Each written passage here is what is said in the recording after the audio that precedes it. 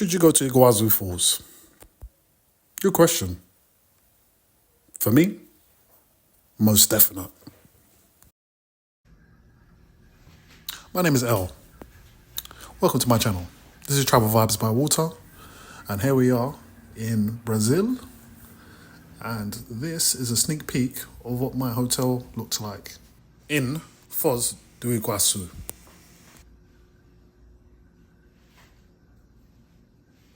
So this is me in the back of a cab, traveling to Iguazu Falls. So I'm actually in an Uber, and Ubers are super cheap, relative, of course, to where I am in the UK. Funny story, maybe like a half an hour before this point in this video. So this was actually the second Uber I got in that particular morning. I remember I called an Uber and I typed into the Uber Foz do Iguaçu, and it said it was only a couple of minutes away from where I was standing. So I was thinking, oh wow, maybe it's walking distance. Anyhow, I jumped in the Uber and the Uber took me 1 minute down the street. It literally went past the red light, turned a left, and then dropped me off on a random street. And I was like, okay. This is a map of the park. I thought it would mean something to me at the time. It really did not. And here is me smiling like a smiling person. So this is me waiting on the bus. So the bus actually stops at 2 points. The first one being the safari, which then takes you through to the boat ride. So that's the first stop, and then the second stop is when you actually go to the falls. So you got to make sure you probably do it in reverse order. So you go to the falls first, and then you come back and do the safari if you choose to. I believe roughly the falls itself was working out to maybe around 25 to 30 pounds, which is roughly around 170 Brazilian reals. And then if you include it with the safari and then the boat ride, I think that comes roughly to about £75, or roughly 515 Brazilian reals.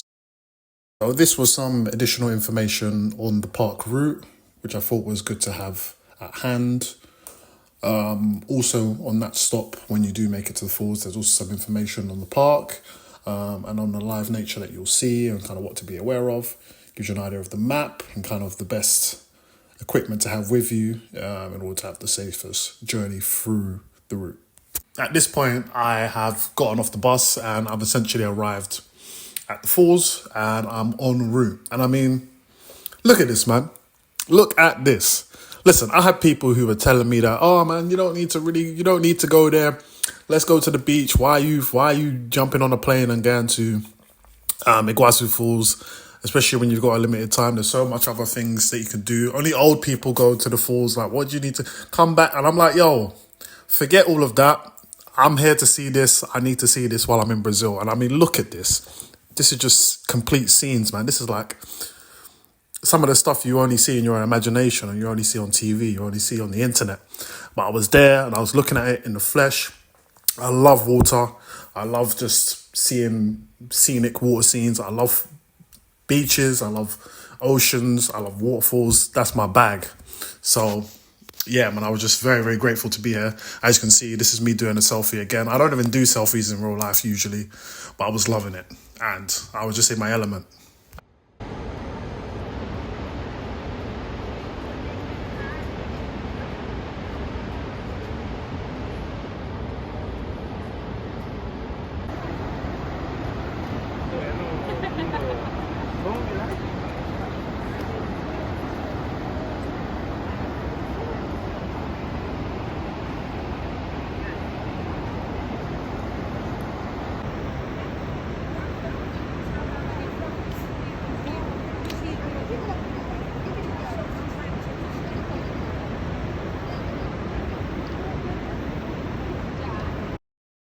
So at this point, I'm on the route, and it was a beautiful day. I believe it was on a Friday at this point.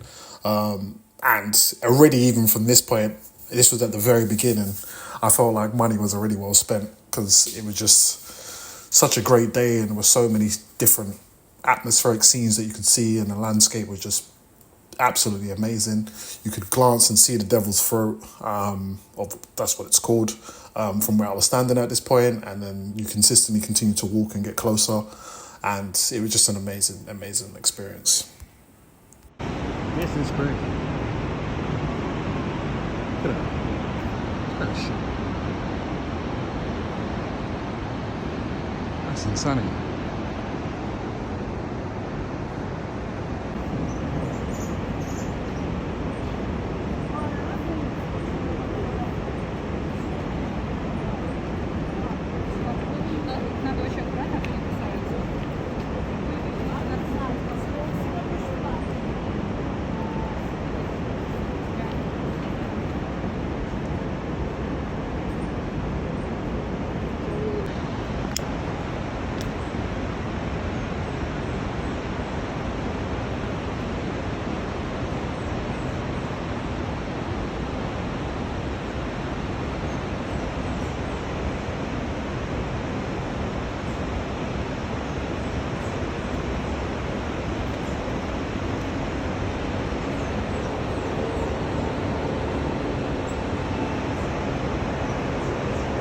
So I think this is probably a good point to answer the question on is it worth it to come to the falls. I think it's a resounding yes. Anyone who says different, I would be completely flabbergasted, because this is just once in a lifetime, especially if you are coming from places who don't have necessarily these types of atmospheric and beautiful scenes on a day-to-day basis.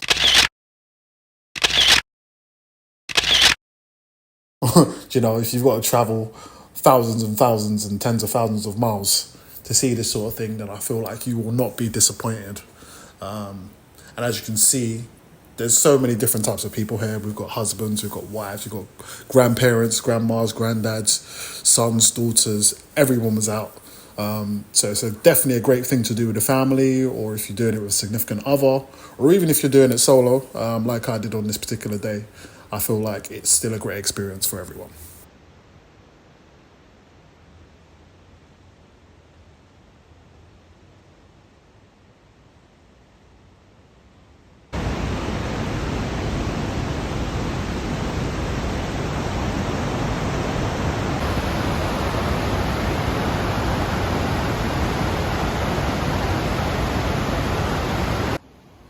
So just below where I'm standing here, as you can see, that is a great spot to get a nice selfie or to get a nice picture of the falls and the landscape.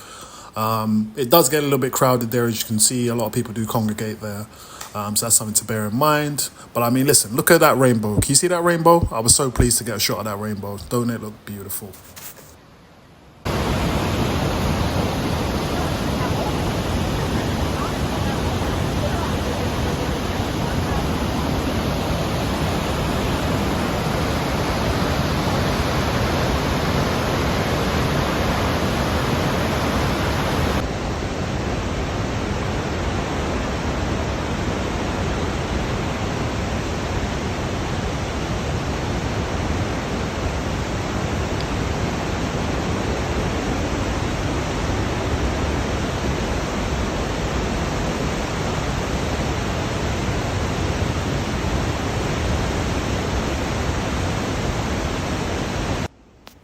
Shout out this butterfly too. Thanks for coming out, bro. So at this point where I'm making my way down, as you can see, I'm getting closer and closer to the bridge. And the amount of people begins to increase. Because I guess the people on my cohort or on my bus, we're all kind of relatively close by, but then we're meeting the people who have come slightly earlier than us. So the bridge does get very, very busy, very, very loud also from the actual falls coming down, as I'm sure you can hear throughout the whole video, but it gets incredibly loud. Louder, I should say, the closer you get to it. And quite increasingly wet as well. From the sprinkles of water that is coming from the falls as well. So, but I say sprinkles, it's more showers, so that's something to bear in mind too.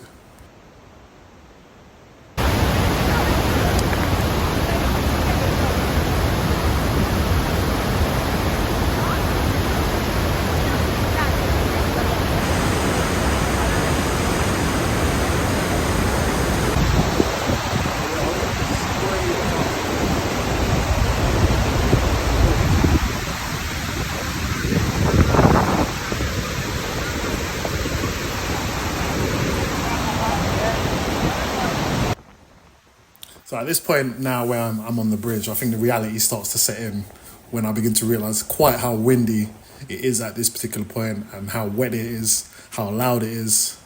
And it's a bit crazy here. You can see me trying to keep my composure while my hair is flying all over the place and it's getting a little bit hectic. The water is sprinkling all over my glasses and it's a whole scene.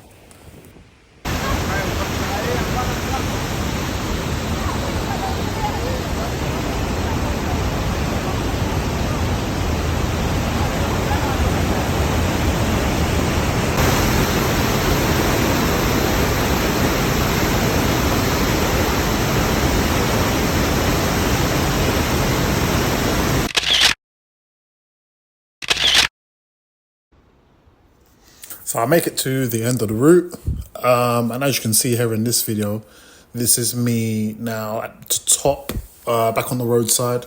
So there's a couple of options where you can wait for a lift to take you back up. Of course, there's always going to be a queue for that. And then there's the options to go back up to the top via the stairs. The stairs are pretty steep and it is quite a big climb, but I did choose that option. So that's one thing to bear in mind. And then back at the top, you are able to go to an area where there's a little canteen and there's toilets. You can buy drinks, there's vending machines. There is a little fast food restaurant as well if you want to get any food bits as well. So this is the start of the safari. So the people who would have paid just for the falls, they would have continued on the bus and gone to the start of the park. But as you can see here, this is the start of the safari. Vou speak in English already. Guilherme Oliveira, professor de guia, eu ia aqui em Macuco Safari. Eu já passei essas três partes diferentes. A primeira aqui em Continente, a segunda aqui na caminata. E na terceira e última é um passeio, levar com motorizados, onde todos vão tomar na ducha e na cedo. Ok? Aquele passeio eu penso que é tudo prevenção, não pôr a mão na frente do coche e também você pode fumar em parte. Okay? Hello, good afternoon to everyone. My name is Elivel. Today we're going to be the guide here in Macuco Safari. And our tour was pretty far. The first one is here, the electric car. The second one is the walk. And the third one is a motorized boat ride. And you take a shower over there as well. Okay? I would like to ask you for a No? Primeira partida que eu tenho ali. A segunda é uma caminhada. E a terceira parte eu passei para uma caminhada onde vocês vão tomar banho nas quedas. Ok? Durante o passeio, peço todos para mais sentados. Não coloquem as mãos para fora do carrinho. E também é proibido fumar no parque. Certo?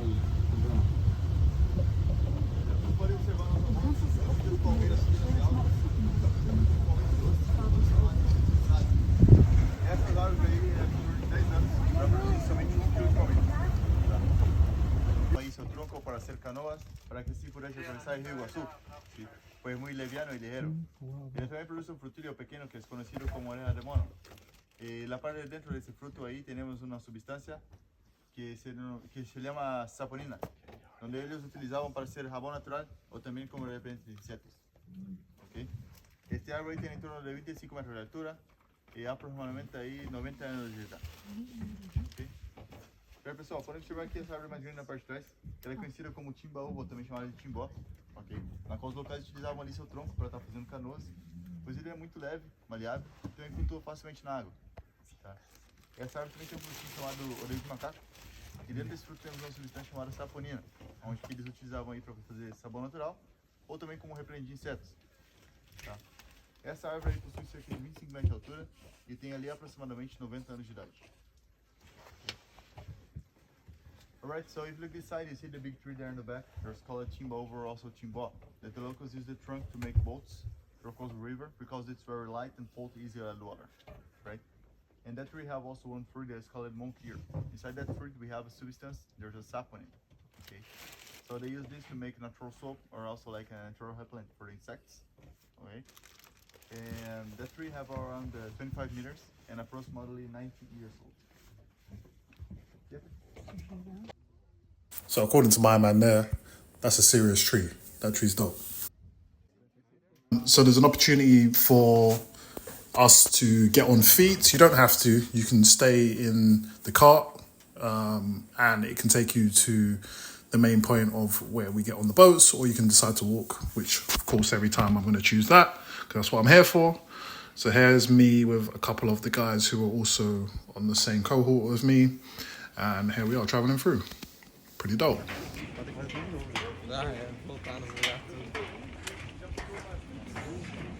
Porque senão vai ficar tipo, a gente faz, aí vai, aí depois vai tampar de novo, aí não tem continuação a parada. So on this particular route, what I'll call the safari route, I feel like the terrain was a lot more difficult than maybe the Iguazu Falls initial route that you saw me on. Probably do have to be a little bit more physically fit in order to get across this particular trail. But it's just as fun nonetheless, if not more.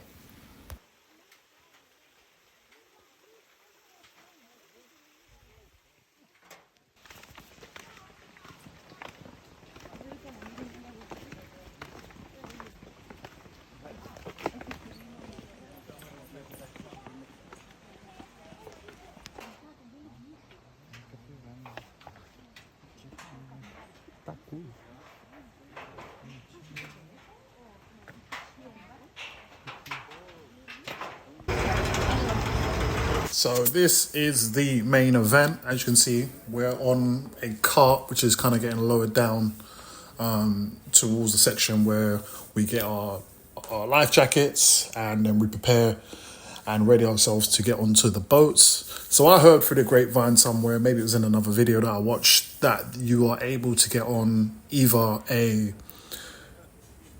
boat ride where you go into the falls and you go into the waters and you do get wet, and then there's another one where you don't get wet.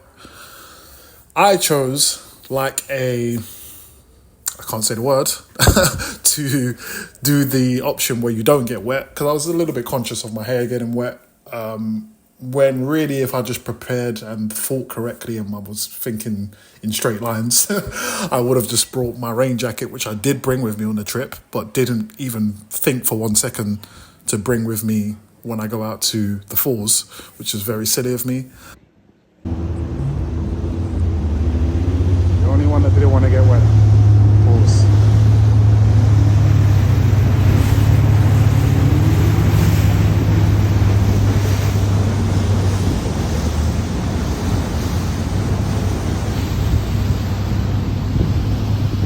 So yeah, I decided to get on the tour, which didn't get me wet. In fact, I did still get wet, because you're going to get a little bit wet, but I didn't get completely soaked as some of the others did. However, as you will see, it turned out I was the only one who chose this option, so I had to wait a little bit. And then when I did eventually get on a boat, I was on the boat pretty much by myself, just me, the guide, who kind of speaks you through what you're looking at, and then the actual pilot, if I can call him that, pilot, driver, let's go with driver, who's actually driving the boat.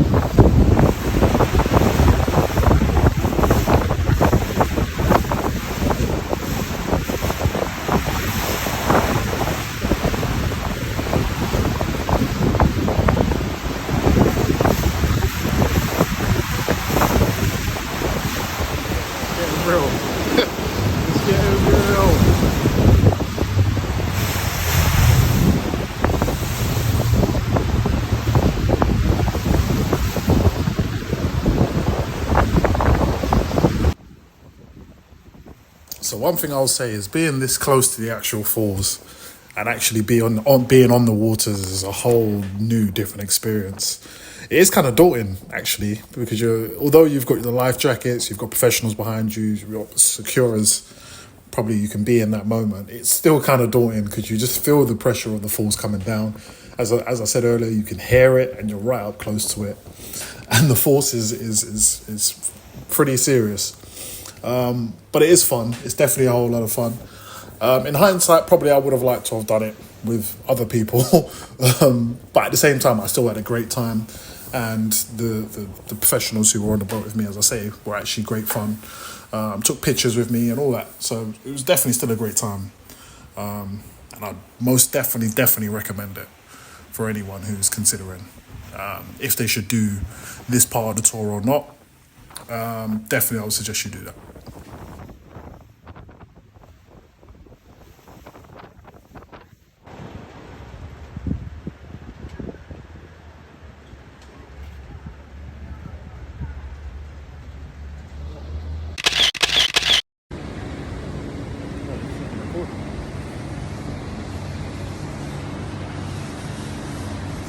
So this was the end of the day.